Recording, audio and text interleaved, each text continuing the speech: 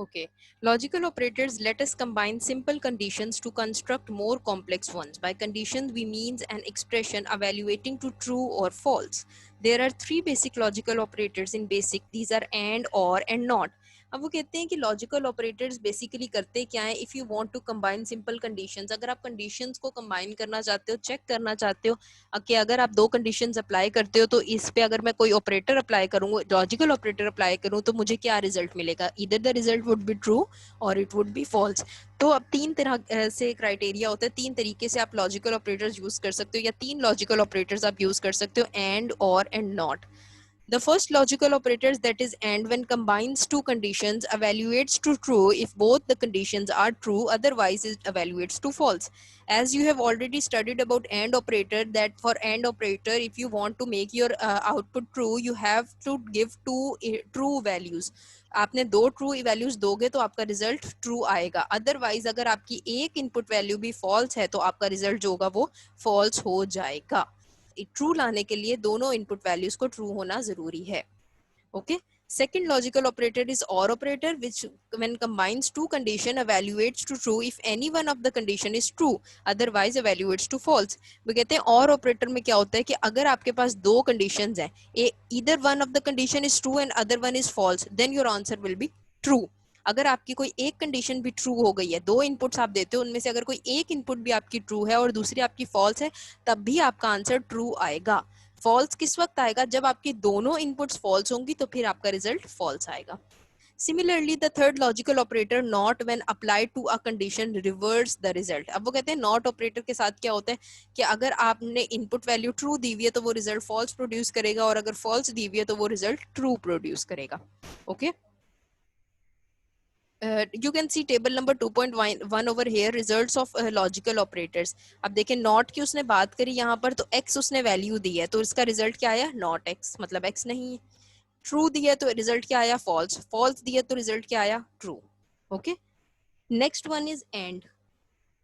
अब एंड का ऑपरेटर है अगला, उसके अंदर देखें दो इनपुट्स वैल्यू उसने दी हुई है, x और y है, एक x एंड y, दो चीजें हम दो इनपुट हम दे रहे हैं। पहली इनपुट उसने ट्रू दी है, नेक्स्ट भी ट्रू दिया, आपका रिजल्ट ट्रू है। पहली इनपुट ट्रू है, दूसरी इनपुट फॉल्स है, रिजल्ट आपका फॉल्स है। First input is false, second one is true, the result will be false. First false, second false, result will be false. You can see over here that if any one of the input becomes false, then the result is false. Okay. And it's the reverse case in OR operator. OR के अंदर क्या था कि अगर कोई एक input भी आपकी ट्रू हो जाती है, either फर्स्ट वन और second one, then your answer will be true. दोनों इनपुट्स आपकी फॉल्स होंगी तभी आपका आंसर फॉल्स आएगा, otherwise always you will get the true answer. Okay. Next is concatenation operators. अब concatenation operators, these are one of the most important operators to combine strings. अगर आपने alphabetical digits values को combine करना है तो उसके लिए आप concatenation का operator use करते हो। All relational operators can be used with strings to perform comparison. In addition to relational operators, another operation called string concatenation can also be applied to string constant and variables.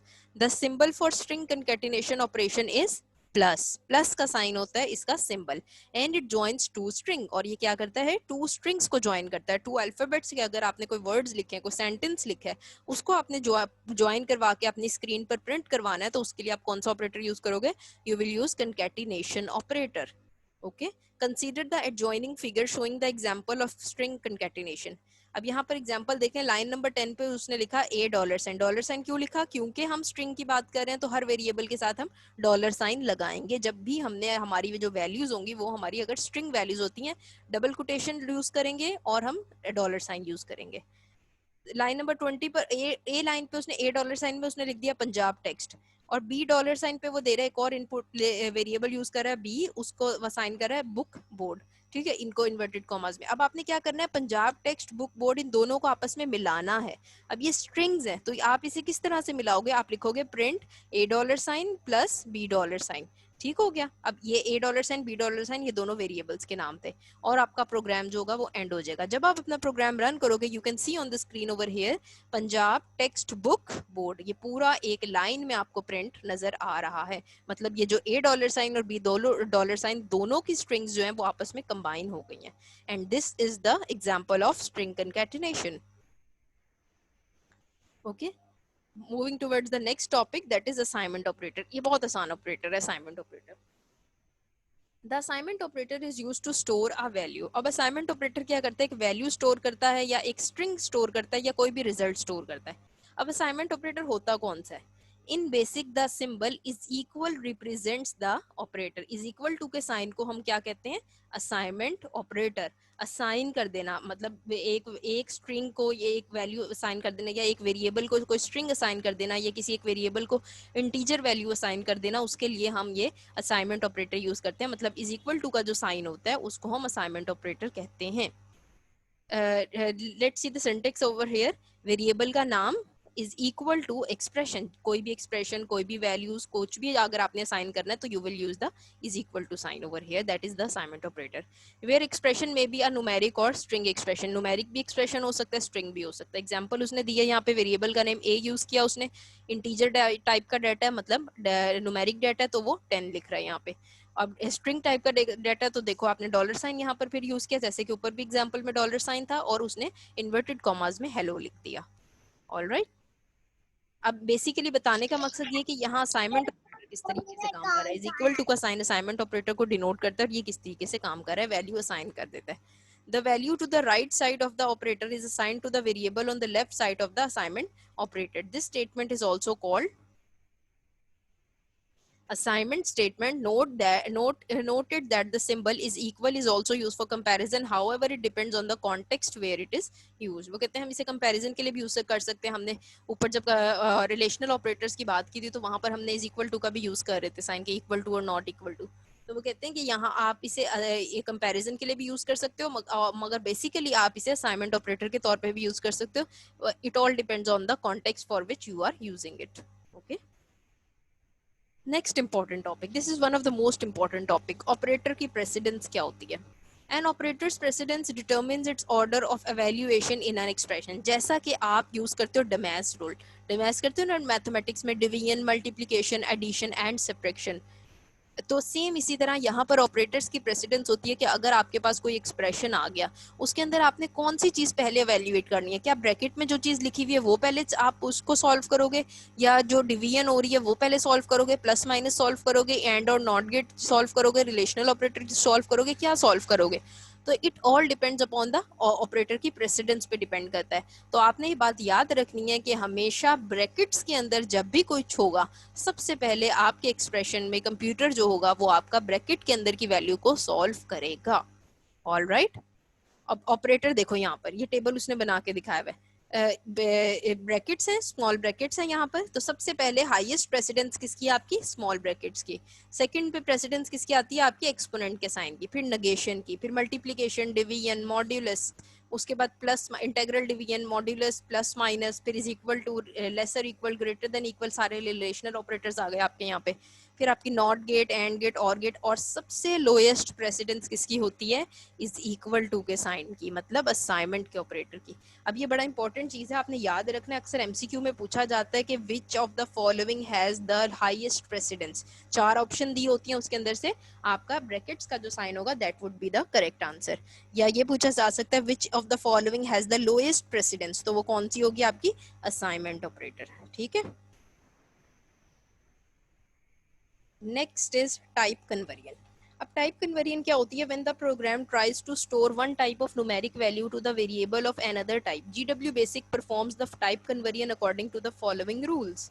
अब वो कहते हैं कि अगर हमने दे दिया कंप्यूटर को data floating point का, फ्लोटिंग पॉइंट मतलब डॉट वाले हमने वैल्यूज दे दी, और असाइन हमने कर दिया कि जी ये जो वेरिएबल की टाइप है ये जो है हमारी इंटीजर है।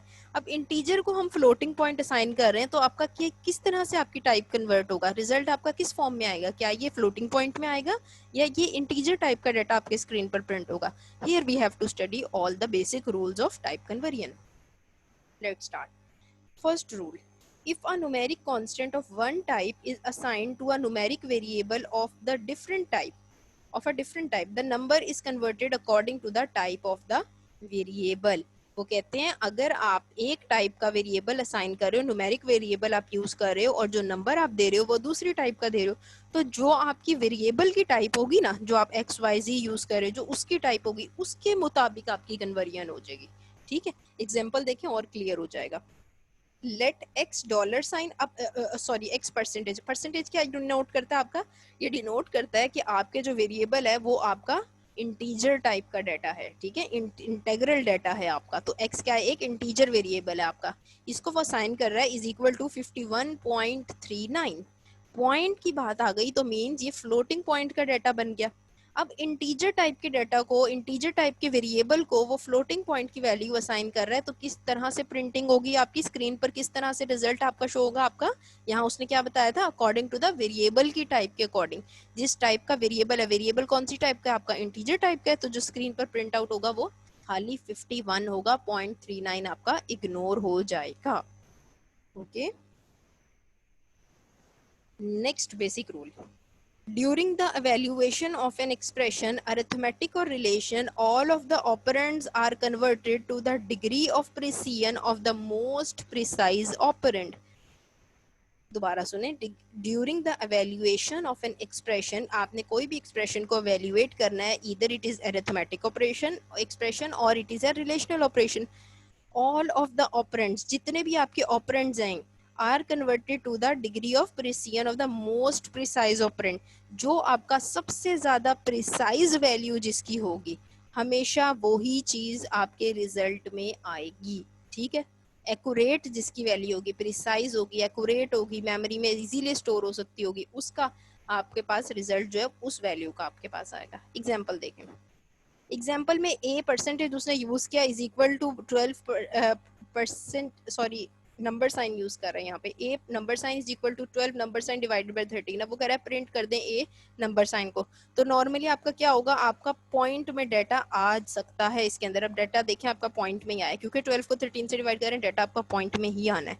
तो प्रिसाइज रिजल्ट्स आपके यहाँ पर आ रहे हैं, ये देखें प्रिसाइज रिजल्ट्स हैं, बहुत ज्यादा लंबी वैल्यूज आपकी बहुत ज्यादा नहीं आ रही यहाँ पे. ठीक है,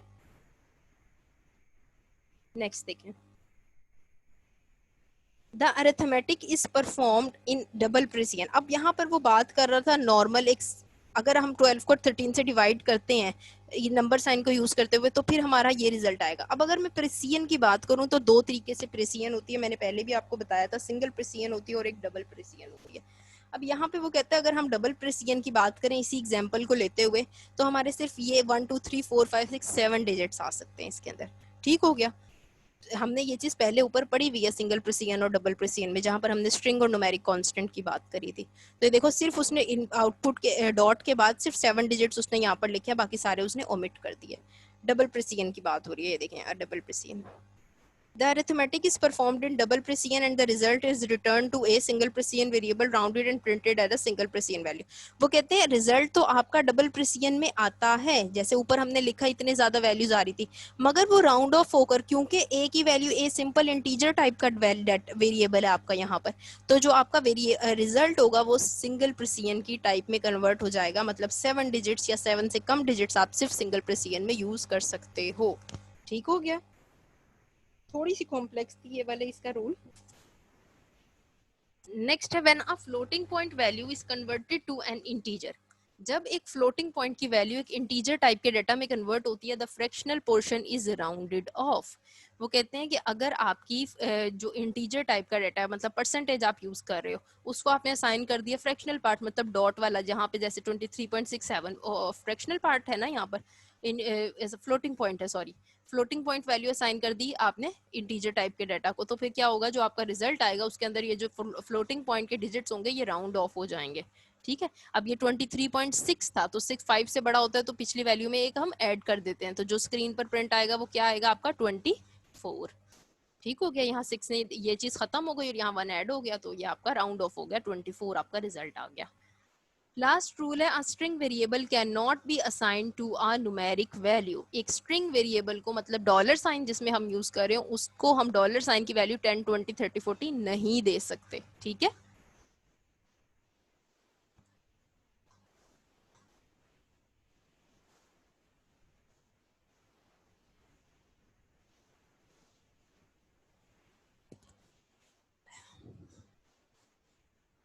नेक्स्ट इज योर असाइनमेंट। अच्छा, अब ये आपके टॉपिक खत्म हो गया, स्टेटमेंट्स अब आपके आगे आ गई हैं।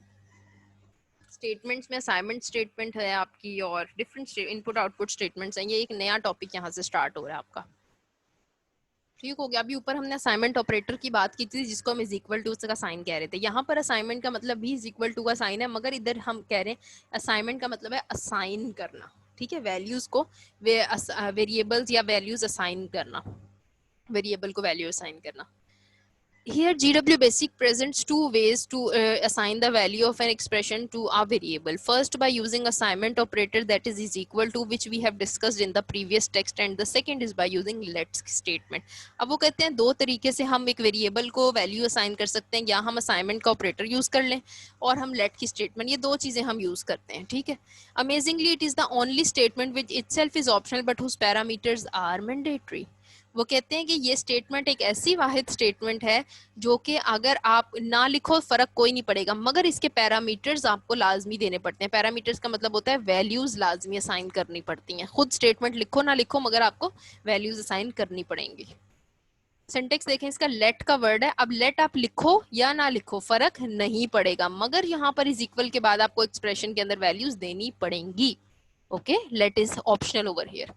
Late variable is equal to expression. ये सिंटेक्स, एक्सप्रेशन के अंदर आपकी कोई भी इंटीजर टाइप का डाटा आ सकता है। यहाँ पे इंटीजर आ जाए, अगर वेरिएबल स्ट्रिंग ले रहे हो तो स्ट्रिंग टाइप का डाटा भी आ सकता है। इंटरप्रिटेशन देखें, here the word let is optional, however we must specify the variable name and expression whose value is to assign to the variable. वो कहते हैं लेट का वर्ड जो है वो यहाँ पर ऑप्शनल है, मगर हमें हमेशा वेरिएबल का नाम के अकॉर्डिंग उसको वैल्यू असाइन करनी होती है। एग्जाम्पल देखो, we have already seen some examples of let statement in this text. Let us consider another example. 10 है remarks। सबसे पहले remarks की statement आपको मैंने बताया था, these are one of the most non executable statement. remarks की statement is not executed, only it is written for the clear understanding of the user. Line number 20 पर वो लिखता है let m is equal to 24। अब एक variable ले लिया m, उसको वैल्यू उसने क्या असाइन कर दी 24। फिर उसने एक वेरिएबल ले लिया n, उसको वैल्यू क्या असाइन कर दी 26। अब एक वेरिएबल हो गया आपका m और एक हो गया n। बताने का मकसद ये, यहाँ पर लेट की स्टेटमेंट यूज करते हुए you are using assignment operator over here. ठीक है, let is denoting that you are using assignment statement over here, sorry. Okay, now you have used two variables over here, m and n. These are two variables. Now you wants to calculate the average. Let average एक और variable ले लिया avg average, that is equal to m plus n divided by 2. अब एक m value हो गई, m value है, a variable है, एक n variable है, दोनों को plus करेंगे, 2 number of terms है इसलिए हम 2 से इसे divide कर देंगे। All right.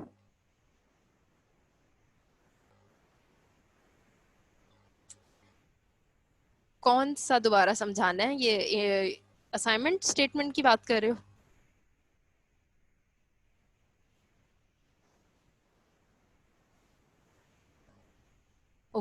Okay, let me explain it again. Assignment statement means, okay fine, okay, assignment statement का मतलब होता है इज इक्वल टू का साइन। इक्वल टू के साइन को और लेट का लफ्ज जहां पर लिखा होगा ना, आपने समझ जाना है यहाँ असाइनमेंट ऑपरेटर यूज हो रहा है। ठीक है, लेट का वर्ड इटसेल्फ यहाँ ऑप्शनल है। लेट लिखो या ना लिखो फर्क नहीं पड़ता। ठीक है, मगर इज इक्वल टू का साइन आपने लाजमी यूज करना है जब कभी भी आपने वैल्यू असाइन करनी है किसी भी वेरिएबल को। अब ये जो एग्जाम्पल है ये कहता है कैलकुलेट करें एवरेज ऑफ टू नंबर्स। दो नंबर्स हैं आपके पास, उसकी आपने एवरेज निकालनी है। ठीक है, एवरेज हम इसी तरह निकालते हैं ना, जितने नंबर्स होते हैं उन दोनों सारे नंबर्स को प्लस कर दिया और डिवाइडेड बाय टोटल जितना वो नंबर होता है। अगर 5 नंबर्स दिए हुए हैं तो 5 से डिवाइड कर लो, 6 नंबर है फिर 6 से डिवाइड कर लो। अब यहाँ पर उसने दिए ही हमें दो नंबर्स हैं, एक m है और एक n है। अब यहाँ असाइनमेंट ऑपरेटर की एग्जाम्पल, असाइनमेंट स्टेटमेंट की सॉरी एग्जाम्पल, ये लेट का वर्ड आपको नजर आया यहाँ पर, तो इट मीन्स यहाँ असाइनमेंट स्टेटमेंट जो है वो एक्टिवेटेड है आपकी, आपने असाइनमेंट स्टेटमेंट यूज की है। लेट का लफ्ज आपने लिखा, लिखना चाहते थे तो लिख दिया, नहीं लिखना चाहते तो इट इज ऑप्शनल। खाली आप यहाँ ये भी लिख सकते थे m इज इक्वल टू 24। ठीक है, अब देखो let m is equal to 24 उसने लिख दिया। एक वेरिएबल उसने ले लिया m, उसकी वैल्यू आ गई 24। नेक्स्ट वेरिएबल उसने ले लिया n, उसकी वैल्यू उसने क्या असाइन कर दी 26। अब दो वेरिएबल्स आ गए आपके पास m और n, और उनकी वैल्यूज क्या है 24 and 26 respectively. Now in line number 40 they wants to print calculate the average. अब एवरेज फाइंड कर रहे हैं तो यहाँ पर अब क्या करेंगे, इनपुट आ गई हमारे पास, अब एवरेज का फॉर्मूला ही लगाएंगे ना। Let average is equal to m plus n। अब इन दोनों वैल्यूज को प्लस कर दो, मतलब 24 और 26 इन दोनों को प्लस कर दो और डिवाइडेड बाय 2 से डिवाइड कर दें, क्योंकि नंबर ऑफ टर्म्स कितनी है, 2 है हमारे पास। 4 होती है हम 4 से कर लेते, 3 होती है 3 कर लेते।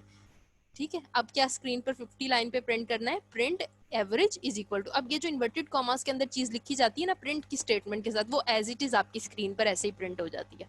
ठीक है, अब ये आप देखोगे नीचे जाके एवरेज का लफ्ज और इज इक्वल टू का साइन ऐसे ही प्रिंट हुआ होगा। इन सेमी कॉलन लगा के उसने आगे लिख दिया एवीजी। एवीजी क्या है, इस वाले वेरिएबल को वो ले रहा है, एवरेज यहाँ से ले रहा है एवीजी, इसलिए उसने यहाँ पर लिखा ताकि यहाँ पर इस लाइन नंबर 40 का जो रिजल्ट आया ना वो ये एवरेज इज इक्वल टू के बाद यहाँ आपकी स्क्रीन पर आपको प्रिंट हुआ हुआ नजर आए। ठीक है, आउटपुट स्क्रीन पर डिस्प्ले हुआ नजर आए। अब लाइन नंबर 60 पर आपका प्रोग्राम एंड हो गया। जब आपने प्रोग्राम रन किया तो अपना रिजल्ट देखें, यहाँ पर एवरेज का लफ्ज ये जो मैंने आपको बताया था कि प्रिंट में इज इक्वल टू के साइन आप जो इन्वर्टेड कॉमास में जो भी लिखते थे वो एज इट इज स्क्रीन पे प्रिंट हो जाता है। तो एवरेज इज इक्वल टू का वर्ड इधर आ गया और 25 आपका रिजल्ट आ गया।